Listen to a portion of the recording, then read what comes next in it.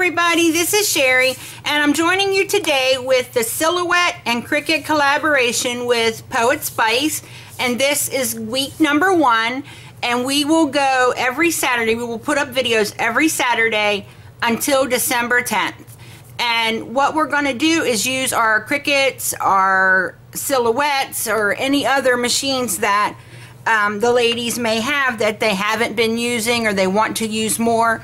So it would give you a really good opportunity to see some of the projects that can be made with some of the other machines. If you don't have them, if you're new to them, you know, whatever, it'll give you a good idea of what you can and can't do with those machines. So I wanted to show you, the first thing I made is, and I have been making these oversized tags and loving it. I don't know why I'm having so much fun, but I am. And I don't know why I'm doing them so big other than the fact that I am blind as a bat. So that might be why I'm making them so big, or just because I'm lazy and don't want to glue little teeny things together. But we're going to go with the blind as a bat thing because I don't want to tell everybody I'm lazy. That just sounds horrible. So I'm going to show you what I did. Everything that I cut on these tags were off the Cricut Access subscription. So if you have that subscription in Cricut, you can get every one of these images. So what I did was I cut my tags out and I just put in tags, picked the ones that I liked that pulled up, and cut out my tags. And these are 4 inches by 6.5 inches. Then I put in deer, and I wanted one that looked like it was flying, and I found this one, which was just perfect. And this one you can see is all metallic paper, but this one is also, it's just not showing up as well.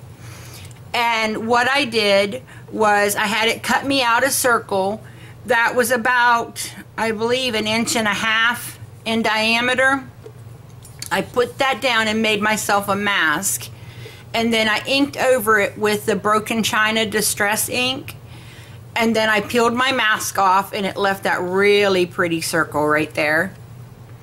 Then what I did for the houses at the bottom, I just picked a couple of the houses that I liked the shape of and scooted them together and welded them, and then just printed the entire thing out in black so that it looked like a silhouette. So once I did that, I put that at the bottom and I trimmed it off. I knew that it was too big and I was okay with that. I'd rather had it a little too big than too small. So I cut it at about 2 inches, because I'm about 2 inches right here. And then I put it across and then trimmed it down. Now this tag here has a rounded top and this one has a more scalloped top, which I like this one better. But this one seems to work easier when you're doing, it just seems to give you more space. I don't know why, but that's just how I feel about it. And so this was super easy. Anybody can do these tags. And then I just took some black and white ribbon and put it at the top that it can be hung around a bag or hooked onto a GIF with some tape here, and then it would still look very pretty and festive. And you could even tie these into a big bow if you wanted to. And the 2 in the front are going to go on the back, and I am using an old paper tray ink set, and they don't make it anymore. So any to and from stamp that you have, and if you don't have a stamp, write it on, guys. Take some time, practice it a little so you can make it look as fancy as you want, and zip bang boom, you got your nice to and from on the back. Now this one, I use this Spellbinders Impressibilities. I have had this thing forever, and I bought one and then someone gifted me one, so I shared one a while back, but I actually have like no idea. I'm not sure if I used it right. I just don't know. It's a tiny thin piece of metal, guys, and I was hoping it would act as like an embossing folder, and it did to a degree. It's just the emboss is not as thick as a regular embossing folder. See, this is what it is. See how thin? And it's metal, and it kind of catches your fingers like if you go across the things. I don't think this would be good to use as like a mat or well, my golly, I can't think of the word. You know, when you put something down and you ink over top of it. So I don't think that would work, because this would probably just tear up your inking pad because it's so sharp. But to use it like this, it worked okay. It just didn't give me a very deep impression. Can y'all see it? I was really tickled with how it worked. Now, I wasn't real happy that it made this line across here, but it probably wouldn't have if I hadn't made my tag so, you know, giant size. So, you know, you kind of got to give and take if you're going to try to do it above that size. Now, I probably could have cut this off, but it would have definitely compromised the stability of the embossability. So I just left it together, and I really do like how it turned out. I thought it was really pretty.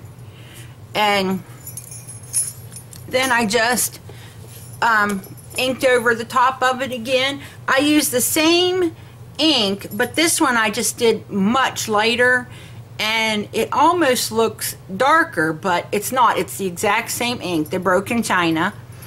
And again, the house is at the bottom, the deer, which are, like I said, they're gold metallic on both.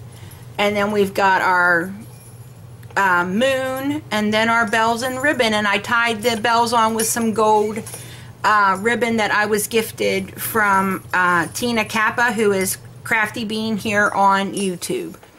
But I just wanted to share these with you, and I hope to come back and show you more projects through the next few weeks, showing you the different things that you could make using the Cricut Access, because I really like that. It's, you know, I have quite a few cartridges. I mean, I don't have hundreds or anything, but I have quite a few cartridges. But this Cricut Access just makes it so nice, because it gives me access to so many things that I don't have. And so if you do not have Cricut Access yet, I would highly recommend you checking it out. I think it's like, I think I pay like $9 a month or something like that. And if you, it's even cheaper if you pay it by the year. So, but that's it, guys. I wanted to share this with you. If you know anything about these Spellbinders impressibilities, if you could share that with me, I would appreciate it. But this is my first project for the Silhouette and Cricut collab with PoetSpice. I hope you guys like this video. If you do, give it a thumbs up. And I will be doing a giveaway. At the end of this, what I'm going to do is I'm going to pick one of the videos from now until December 10th. I'm going to pick one of them and then do a random draw from that video. So the more videos you comment on, the better your chances are of being the one that I pick. So I hope you guys like this, and thanks for visiting me today, guys, and happy crafting. Bye.